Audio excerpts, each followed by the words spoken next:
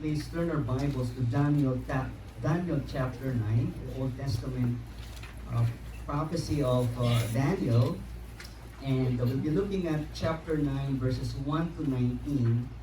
And we'll be talking about the believer's prayer for America, the Christian's prayer for our nation. And this is in preparation for a very significant chapter in the life of our country, which is the upcoming November 5 presidential election. So please turn your Bibles there, Daniel chapter 9. If you found your way there, if you're able, please stand with me as we read God's holy, inspired, inerrant, infallible, life-giving word. So let's read verses 1 to 9.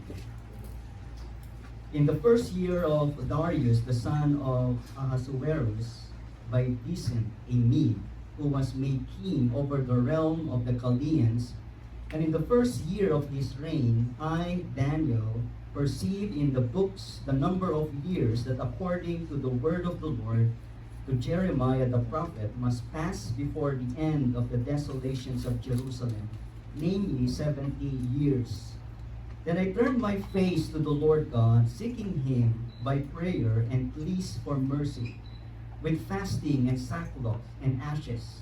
I prayed to the Lord my God and made confession, saying, O Lord, the great and awesome God, who keeps covenant and steadfast love with those who love him and keeps his commandments, we have sinned and done wrong and acted wickedly and rebelled, turning aside from your commandments and rules. We have not listened to your servants, the prophets, who spoke in your name to our kings, our princes, and our fathers, and to all the people of the land. To you, O Lord, belongs righteousness, but to us open shame, as at this day to the men of Judah, to the inhabitants of Jerusalem, and to all Israel, those who are near and those who are far away, in all the lands to which you have driven them, because of the treachery that they have committed against you. To us, O Lord, belongs open shame, to our kings, to our princes, and to our fathers, because we have sinned against you. Verse 9. To the Lord our God belong mercy and forgiveness, for we have rebelled against him, and have not obeyed the voice of the Lord our God by walking in his laws, which he set before us by his servants, the prophets. All Israel has transgressed your law and turned aside, refusing to obey your voice, and the curse and oath that are written in the law of Moses, the servant of God, have been poured out upon us because we have sinned against him. He has confirmed his words which he spoke against us and against our rulers who ruled us by bringing upon us a great calamity. For under the whole heaven there has been done nothing anything like what has been done against Jerusalem. As it is written in the law of Moses, all this calamity has come upon us, yet we have not entreated the favor of the Lord our God, turning from our iniquities and gaining insight by your truth. Therefore the Lord has kept ready the calamity and has brought it upon us. For the Lord our God is righteous in all the works that he has done, and we have not obeyed his voice. And now, O Lord our God, who brought your people out of the land of Egypt with a mighty hand, and have made a name for yourself, as at this day we have sinned, we have done wickedly. O Lord, according to all your righteous acts, let your anger and your wrath turn away from your city Jerusalem, your holy hill, because for our sins and for the iniquities of our fathers Jerusalem and your people have become a byword among all who are around us. Therefore, O God, listen to the prayer of your servant and to his pleas for mercy, and for your own sake, O Lord, make your face to shine upon your sanctuary, which is desolate. O my God, incline your ear and hear, open your eyes and see our desolations and the city that is called by your name. For we do not present our pleas before you because of our righteousness, but because of your great mercy. O Lord, hear. O Lord, forgive. O Lord, pay attention and act. Delay not for your own sake, O my God, because your city and your people are called by your name. This is the word of the Lord. Our Heavenly Father, these are such serious and humbling prayer from your faithful servant who understands the holiness and the righteousness of your character and the sinfulness of our own hearts. And so this morning, as we look into this prayer, may your Holy Spirit lead us in examining our own hearts and in praying and interceding for our church, for our families, and for our nation. For in Jesus' name we pray. Amen. Be seated.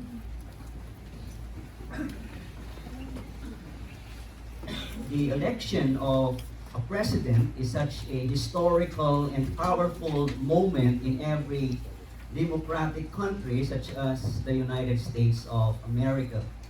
And this year's election has its unique place in American history because it will mark the 60th presidential election, where voters get the privilege of re-electing a former U.S. president and the privilege of electing the very first U.S. woman president.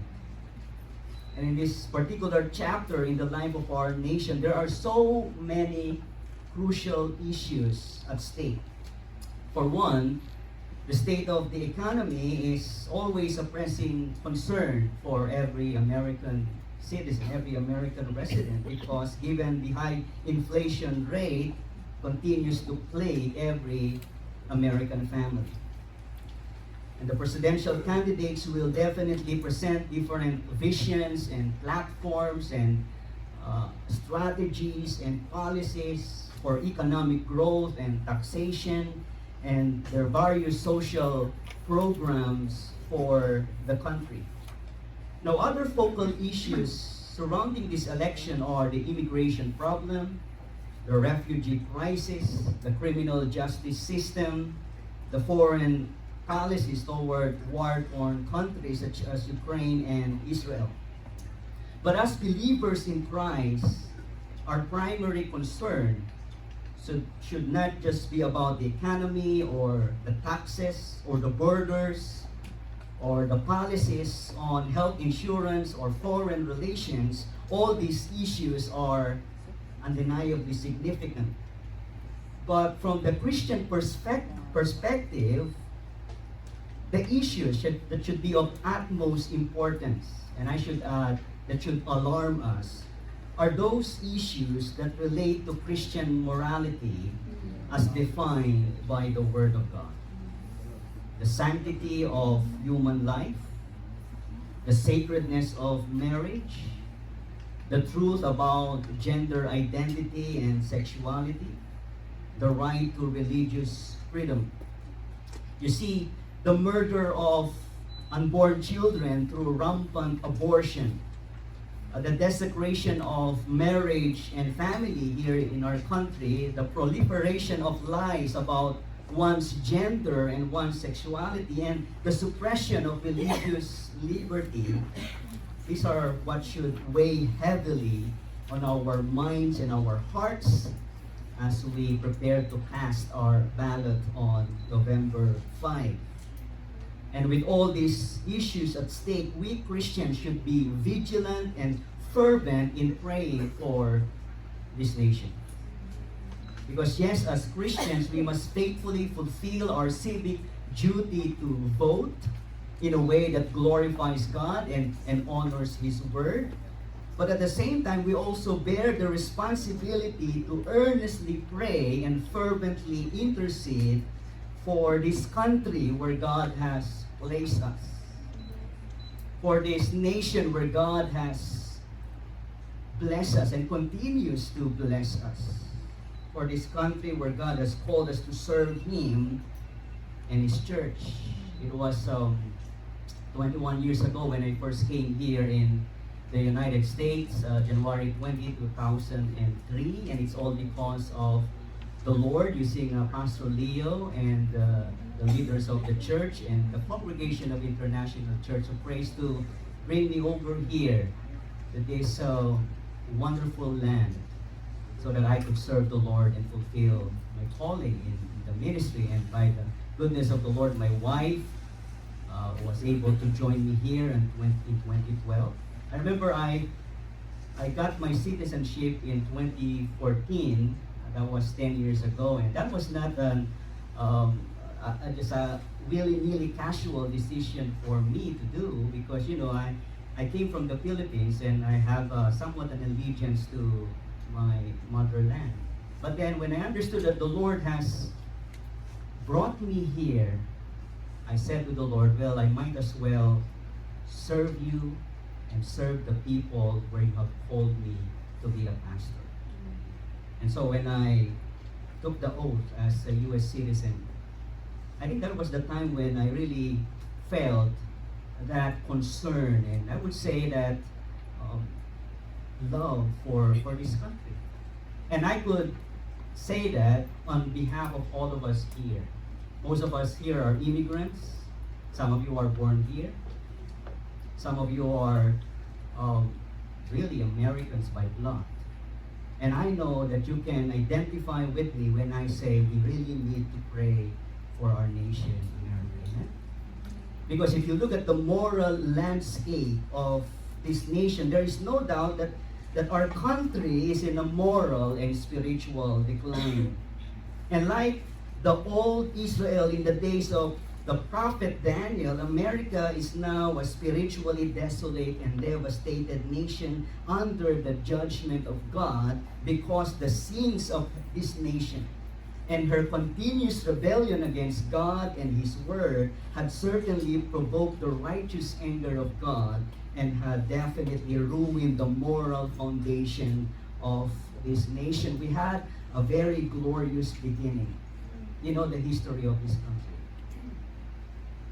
But the trajectory of this nation is towards rebellion against God and His Word. So like the prophet Daniel, this is the time when we Christians should grieve, really mourn, with a sincere heart, begging the Lord to please have mercy upon our nation. And we must do that with a repentant and a contrite heart. And so as we pray and intercede for our nation, we must plead for God's forgiveness and place our hope in His covenant of love and faithfulness. And that is what this prayer essentially teaches us. So let's read that main lesson of this prayer that the prophet Daniel has provided for us. Begin. As we pray and intercede for our nation, we must plead for God's forgiveness and place our hope in His covenant of love and faithfulness. You see, as we reflect on Daniel's prayer here in Daniel chapter 9, we must understand that Daniel knew that their nation, Israel, was under the judgment of God. That's why they were in exile in Babylon. That's why they were in captivity in that foreign land. And he knew that their beloved city, Jerusalem, was destroyed. The temple of God was ruined. And he also knew that there was more judgment to come in the future, because the people of Israel persisted in their rebellion, in their idolatry, in their unfaithfulness to God, even while they were there in Babylon. But Daniel did not lose hope. For he anchored his hope not in any human government, not in any human empire, not in any earthly leader. Daniel anchored his hope in our sovereign Lord, the Almighty God, who rules over all the nations of this earth. So as we read in our passage in the first 3 verses of Daniel 9, this prophet found out from his reading of the writings of the prophet Jeremiah that their 70 years of exile in Babylon was about to end. And Daniel read that the prophet Jeremiah told about this promise of the Lord, that after 70 years, the Lord will restore His favor, His blessing upon His people in Israel, and He would bring them back to their homeland in Israel. By this time, when Daniel prayed here, he was already 80 years old. But his old age did not weaken his resolve to trust the Lord to fulfill his promise. He was so zealous, he was so passionate to see and witness for himself God keeping his promise for his people. But he understood that for that to happen, prayer and intercession had to be uttered before the Holy God. Isn't that wonderful? Daniel already knew this is the plan of God. But did he sit back and relax and say, okay, in 2 years, by the way, scholars said that when Daniel uttered his prayers, the Israelites, the land of the people of Israel were 2 years away from being brought back to their land. Daniel did not sit back and just say, oh, anyway, the Lord will bring us back, so there's nothing to worry. No.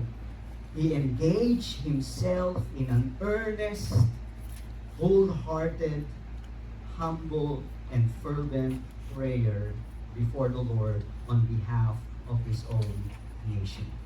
And Daniel's prayer for Israel teaches us 3 primary petitions that could guide us in our own prayer for our nation, America. The first primary petition is this: as we pray for our nation, we must humbly confess our own sinfulness before God. We must humbly confess our own sinfulness before God. See, the heart of Daniel was so grieved by the corrupt, by the desolate and wicked state of the nation of Israel. And we could sense his pain and his agony, his misery in his prayer, his sorrow in his intercession in verse 5. I'd like to look at your Bibles there, where Daniel confessed the sins of his people by using 4 different words, 4 different phrases to refer to the sin of Israel.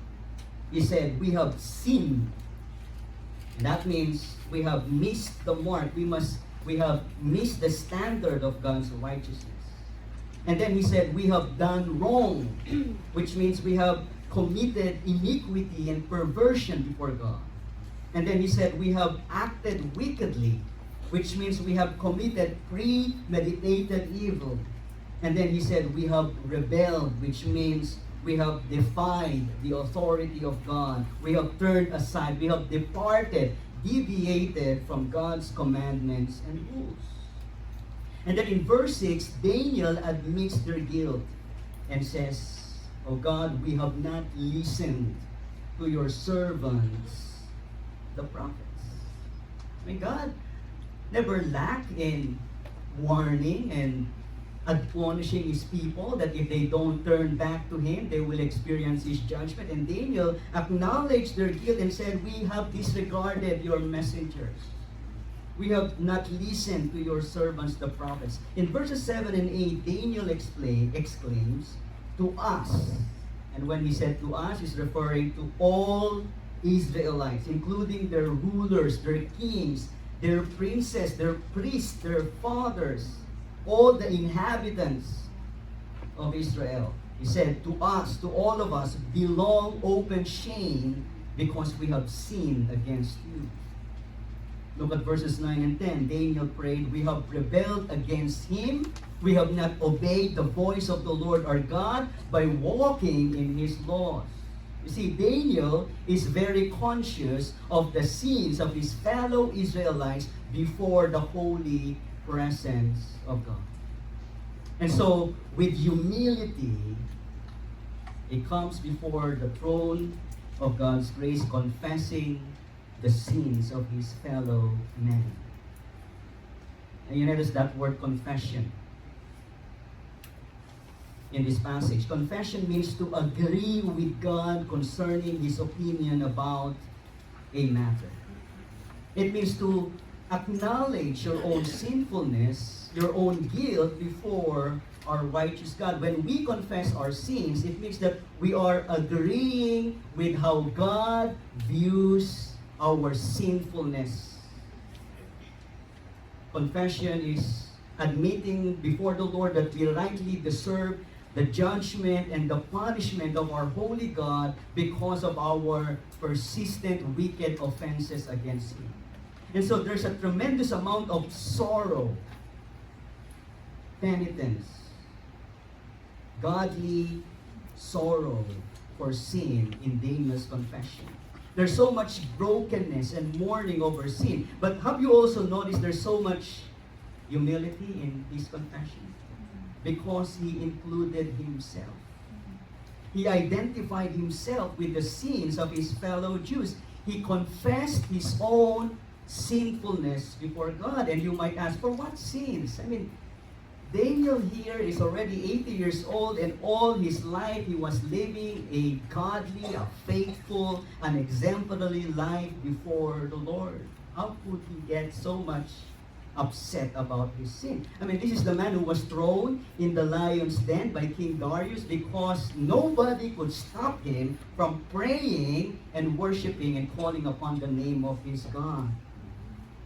Even the administrators in the court of King Darius could not find any wrongdoing in the life of this man. And yet, in his prayer, we could say, incriminated himself. He involved himself in the guilt and the wickedness of his fellow Jews because he understands that the greater your knowledge of who God is, the deeper you understand who God is and the character of His holiness and His righteousness, the more overwhelmed you are, the more grieved you are over your own sins. And it's not being miserable because you got caught. It's not being miserable because you're experiencing the consequences of your sin. The heart of Daniel here is, Lord, I have offended your holiness. Lord, I have betrayed your love for me. Lord, I have violated your faithfulness and goodness in my life with all of these sins and the sins of my fellow Jews. He did not distance himself. He did not detach himself from his fellow Jews because he knows his part of the problem. Because he knows that whoever would want to ascend the holy hill of God, the presence of our holy God, must come with clean hands and pure hearts. That's Psalm 23, verses 3 and 4. And so as a leader of the people of Israel, as God's representative, as he interceded for his fellow Jews, he identified with their own guilt, their shame, and their disgrace. And so, beloved, this morning as we pray for our own nation, America, we must confess the sins of this country, yes, but we must also confess our own sinfulness before God. Because it's not only the unbelievers of this nation who are sinning against God, even believers continue to sin against our holy and loving God. And you know what hurts the heart of God more? Do you think it's the sins of the world or the sins of the saints? The sins of His church offend the heart and grieve the heart of our God more. And Daniel understands that. And we must understand that as well, that as believers in Christ, we are also part of the problem why this nation has declined spiritually and morally. And so we must pray. Remember what Peter said in 1 Peter chapter 4, verse 17, judgment begins where? In the house of God, among the people of God, in His church. He first chastens His own people. And in fact, we could even say that what this nation experiences as God's judgment is an outflow of God's discipline and chastening of His own people. Ever thought about that? Because we are the ones called by the Lord to be the salt and light of this world. And if we are not faithful in our calling, what do you think God would do? Would we just sweep our sins under the rug? What does Hebrews 12 tells us? God chastens the children He loves. And so, beloved, let's pray this morning and tell the Lord, Lord, forgive us, your church, because we too have a part in the decline and the spiritual declension of this nation. Forgive us, O Lord, for we have not lived holy and righteous and godly lives as salt and light of this world. Forgive us, your church, for we have not been faithful to your word. We have not been so much zealous in fulfilling our commission to proclaim your gospel to the lost. Forgive us, Lord, for we are as sinful as the rest of this nation is. We may not have engaged into same-sex relationship, but we are guilty as well for yielding to the sinful lusts of our flesh. We may not have killed any unborn child, but we are equally guilty of harboring anger and resentment and bitterness and unforgivingness in our own hearts, which Jesus calls as murder in the heart. So we must cry out to God, humbly confess our own sinfulness, and say to the Lord, Lord, forgive us, for we are as sinful and guilty as the soul of this nation. That's our primary petition as we pray for our nation. We must humbly confess our own sinfulness before the Lord along with the sins of this nation. Secondly, we must confidently cling to God's covenant of love and faithfulness. Let us confidently cling to God's covenant of love and faithfulness. Now, Daniel understood that the reason for that 70 years of exile in Babylon was the judgment of God. The judgment of God came to them because of Israel's unfaithfulness to God and His covenant. And so Daniel humbly accepted that this is indeed the judgment of God upon His people. This is the chastening of God. And he said, Lord, this is your righteous act. You've never wronged us in any way. We deserve this judgment. Look at verse 7. Daniel said, Lord, you are righteous, but this day we are covered with shame. The men of Judah and the people of Jerusalem and all Israel, both near and far, in all the countries where you have scattered us because of our unfaithfulness to you. In other translation, it says, because of our treachery unto you. Lord, we have been disloyal to you. We have betrayed you. We have dishonored you. And then look at verse 11. Daniel said, indeed, all Israel has transgressed your law and turned aside, not obeying your voice. So the curse has been poured out on us, along with the oath which is written in the law of Moses, the servant of God, for we have sinned against you. In other words, Daniel was saying, Lord, whatever misery, whatever affliction, whatever calamity, whatever distress, whatever agony, whatever death and sorrow that we are experiencing right now, we deserve it all. Because you are righteous and we are sinful. Look at verse 12.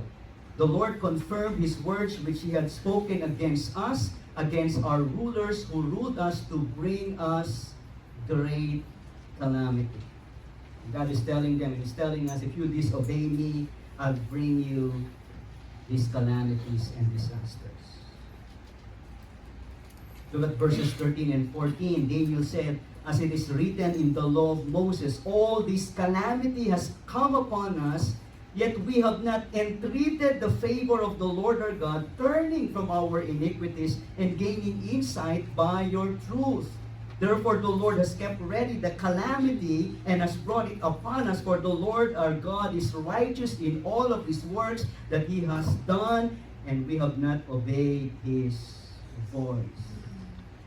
Can you imagine that? As I've said earlier, this was probably 2 years before the Israelites were brought back to their native land in Israel. And yet for the past 68 years, Daniel prayed, Lord, until now, your people have not entreated your favor. We continued and persisted in our iniquities. They remained unrepentant. They even questioned God's justice and even doubted God's care for them. For the past 68 years, the people of Israel were not able to connect the dots and realize that their exile and their suffering were the result of their persistent rebellion and disobedience to the Lord. And here's another vital truth we need to remember when we pray for our own nation, America, who like Israel is still defiant and rebellious, disobedient to God and His Word. We must realize that we are the ones who broke the covenant of God. We must realize that we are the ones who became unfaithful to God. We must never question the fairness and the justice of God. We must never doubt the faithfulness and the integrity of God. And humbly, we must tell God, because that's the only way that God could restore us and forgive us, when we humble ourselves before the Lord and say to Him, Lord, we rightly deserve your chastening, your discipline upon our nation, America, because of our repeated sins against you. But at the same time, we must find our greatest hope, our greatest comfort, our deepest confidence in the character of God and His covenant. Look at what Daniel said. Go up to verse 4. What did he say? O Lord, the great and awesome God. What a wonderful way to begin his prayer. Lord, you are great. And Daniel is saying there, Lord, you are powerful. Yours is unrivaled power and greatness. And then he said, you are awesome. Lord, the great and awesome God. That means that God is full of majesty. That is worthy of praise. That He is worthy to be glorified and exalted. Our Lord is the most powerful and the most majestic being that deserves our utmost worship and exaltation. You see, if you forget the greatness of God's power and majesty, then your prayers will be too small. Ever thought about that? Are your prayers too small because your God is too small in your own eyes, and you've forgotten the greatness of the power of God and the majesty of God, that there's nothing impossible with God? Amen. He could turn this nation, especially His people, into His precious, special people who love Him, who trust Him, and who serve Him. And He could once again revive our nation if He so wills, and if He so listens to the prayers of your people, of His people. Remember, our God is the one who raises up kings and presidents and world leaders, and He's also the one who brings them down again. So don't be so anxious, so fearful about the result and the consequences of this upcoming presidential election, because we know who really rules over this nation. Amen. Regardless of the rebellion of the unbelievers of this nation, God remains great and awesome and powerful and sovereign, and He will certainly fulfill His plan for His church in this nation and His plan for this country as well. Amen? Amen. Look again at verse 4. What did Daniel say further? He said, O Lord, the great and awesome God, who keeps His covenant of love with all who love Him and obey His commands. You see, God is a covenant-keeping God. You know what covenant means?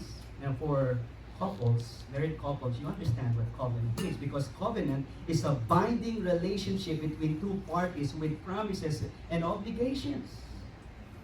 And so when you enter the covenant of marriage, for you singles, know what you're gonna be getting yourself into. You are binding yourself to a lifetime commitment with promises and obligations. And God has bound Himself to us, His people, and promises to us, I will love you with an everlasting love. I will be faithful to you. I will bless you, and you will be my special possession.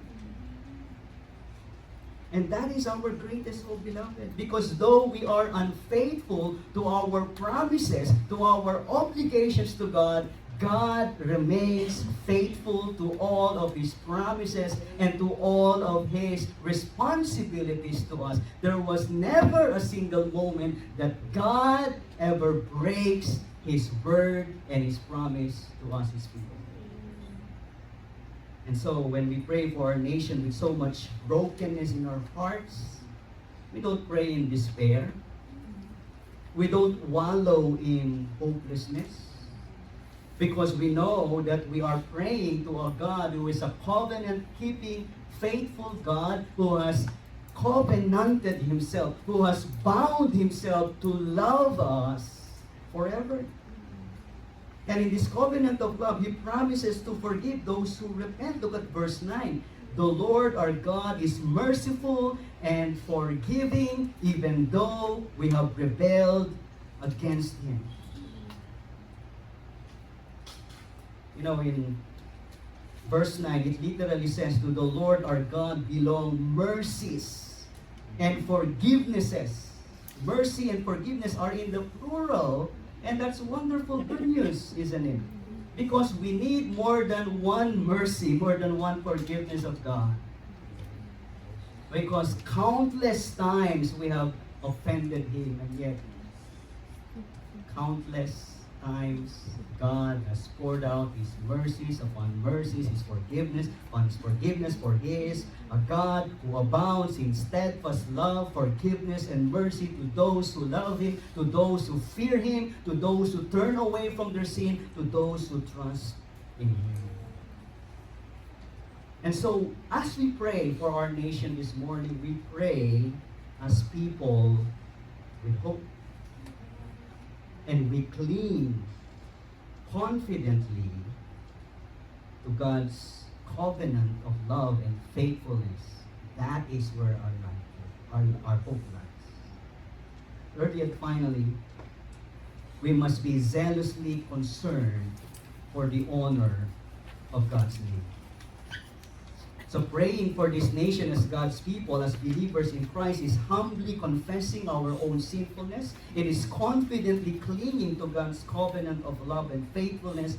And thirdly, it is being zealously concerned for the honor of God's name. The cry and consuming passion of our heart must be the zealous protection of the name of God. We don't want the name of God to be reproached and despised. Like the prayer of the psalmist in Psalm 74:10. He prayed, how long will the enemy mock you, O God? Will the foe revile your name forever? You see, Daniel's heart was grieving so much because he saw how God's enemies, how the pagan nations were mocking the name of God, despising the honor of God because of the sins of the people of Israel. Look at verses 15 and 16.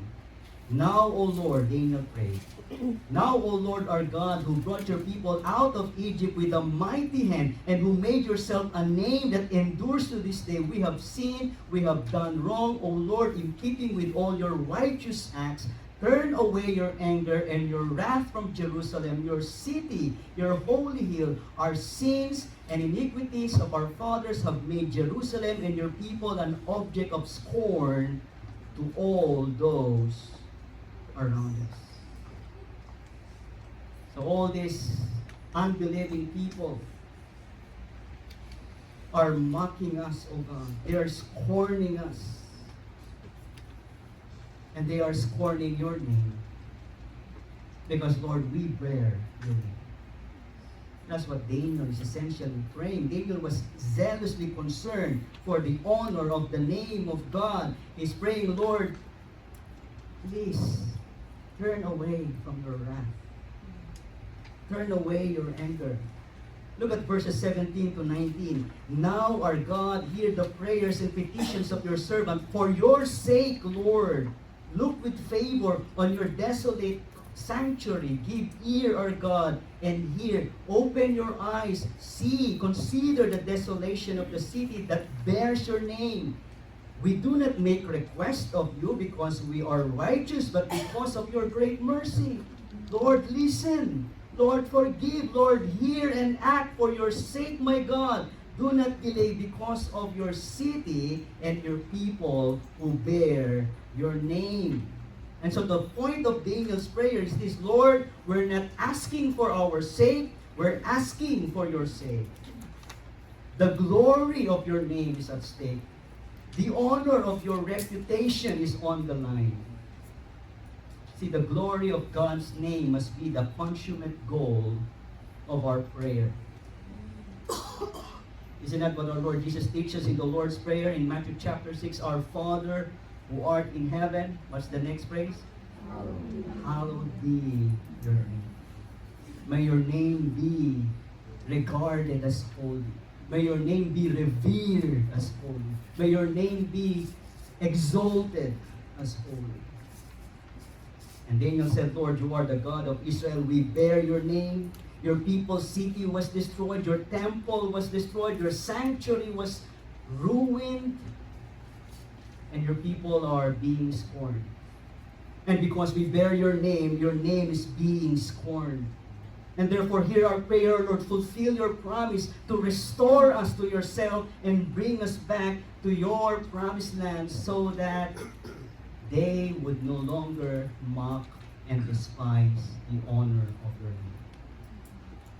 Beloved, this is our greatest encouragement. This is our deepest confidence in our prayers that God is absolutely committed and zealously concerned for the honor and the glory of His name. God has an infinite passion and consuming zeal for His own name.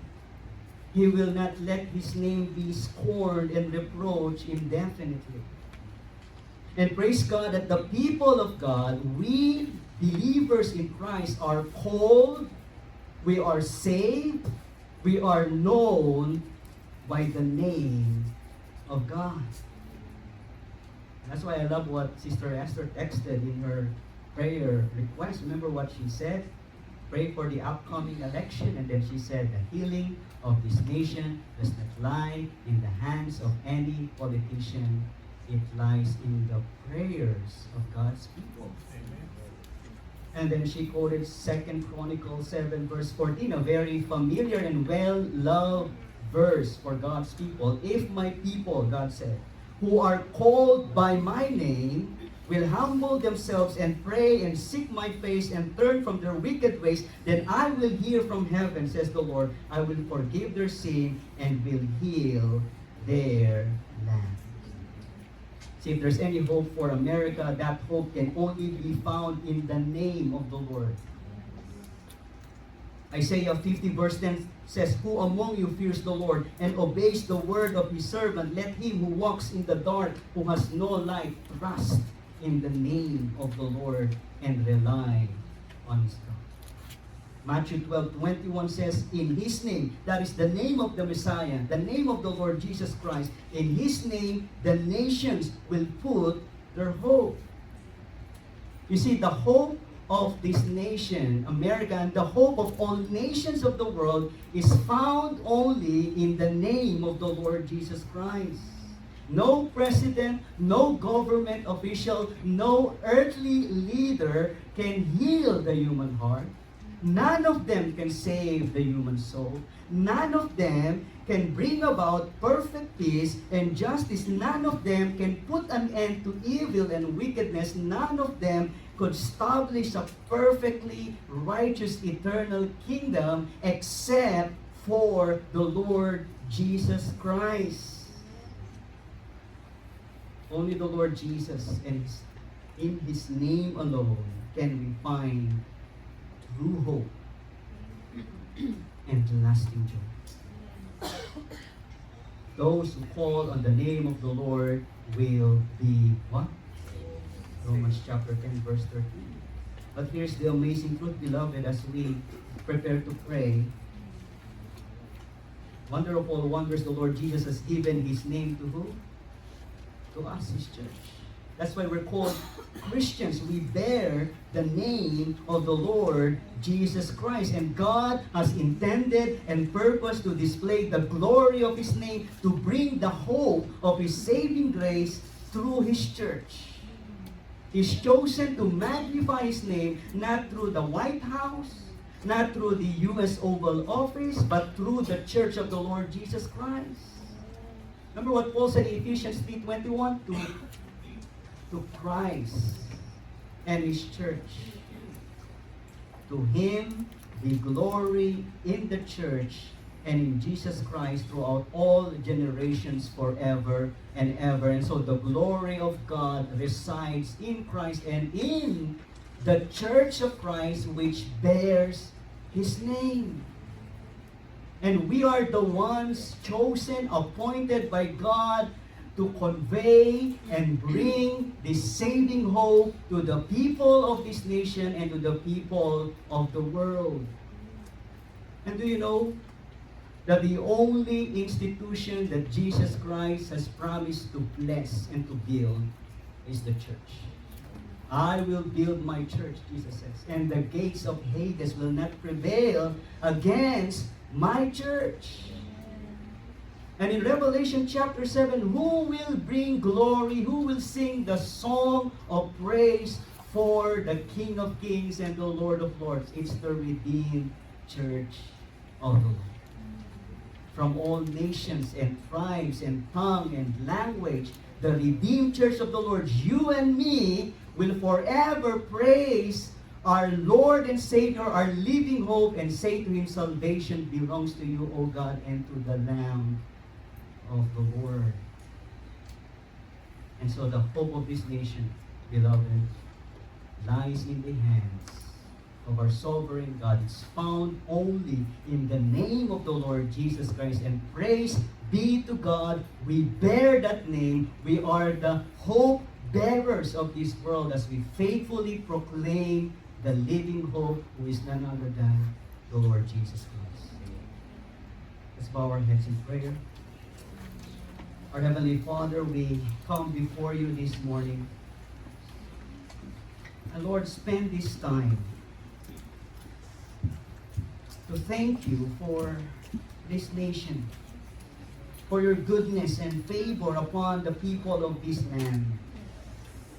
For in this nation we enjoy the blessing of freedom, while many in this world suffer oppression and violence. In this nation we can afford to dispose food leftovers from our kitchens, while many in the world sleep through the night with empty stomachs. In this nation, we can choose from a multitude of schools to educate our children, while still many in the rest of the world grow illiterate and unlearned. In this nation, we even have the audacity to complain about the kind of houses we have, while many in the world don't have a roof over their heads. Lord, in the myriad of these blessings upon us, the people of this land, we can say with the psalmist that we feast on the abundance of your house, for you give us drink from the river of your delights. And yet, Father, in the prosperity of this nation, we fall into the horrible sin of forgetting you, forgetting the generous hands that feed us, despising your heart which blesses us. We draw ourselves away from the precept of your word, which tells us that righteousness exalts a nation, but sin is a disgrace to any people. And Father, we are now a moral and spiritual disgrace among other nations, because this land becomes the fitting display of the evil of the last days as prophesied in your word. The people of this nation have become lovers of themselves and lovers of money and boastful and proud, abusive, disobedient to their parents, ungrateful, unholy, without love, unforgiving, slanderous, without self-control, not lovers of the good, treacherous, unfaithful, conceited, lovers of pleasures rather than lovers of God, having a form of godliness but denying its power. And Father, we're not pointing our fingers only at the unbelievers, we're pointing the fingers even at ourselves. Have mercy upon us. Forgive us, O Lord, for dishonoring you. And Father, we pray that you would draw us to the cross of your Son, our Lord Jesus Christ, where there is abundant forgiveness of sins and redemption through his blood. As we have confessed our own sins this morning and continue to admit our own guilt before you, cover us with the perfect righteousness of your Son. Because only the perfect righteousness of your Son can exalt this nation. Only the perfect righteousness of your Son can restore and heal and save this land. And we pray for your church in this nation, O God, including International Church of Praise, whom you have chosen to be the salt and light in this decaying and dark world. We, as your church, are your chosen people, your royal priesthood, your holy nation, a people belonging to you, that we might declare the praises of him who called us out of darkness into your marvelous light. Make our church a church that zealously loves your name, that faithfully clings to your covenant of love and faithfulness, and that passionately proclaims the only name that could save, the name of Jesus Christ. And even as we face a crossroad in the life of our nation this year, give us wisdom and guidance as we elect our new leaders who will govern over us. May we observe the counsel of your word to select capable leaders who fear you, who honor your word, who uphold righteousness and contend for righteous and just laws, which upholds the sanctity of human life from conception until natural death, the sacredness of marriage and family, the truth about gender and sexuality, the preservation of our religious freedom. We even pray, Lord, that you would protect all the candidates and their families. Yes, they are public figures, but they are also mortal men and women like us, who are weak, who are frail. We pray, Lord, for your protection over them. We pray, Lord, for your salvation and redemption of their souls. We pray, Father, that this election will be conducted with such fairness and respect and civility and justice. May you protect this election from any works of the evil one, from any corruption, from any wicked schemes. May there be a clear winner and not a contested result. And we pray that all of us here in America would submit ourselves to what you ordained for us for the next 4 years, as it concerns who would be our next president and leaders. And we pray, oh God, that this election would lead even to greater opportunities for us to be your church, to exalt your name, to proclaim your name, to worship you. It is for your sake. Please listen to our prayers, not because we are righteous, not because we deserve it, but because you, O Lord, are righteous, merciful, loving, and gracious. In the name of Jesus we pray, and God's people would say, Amen.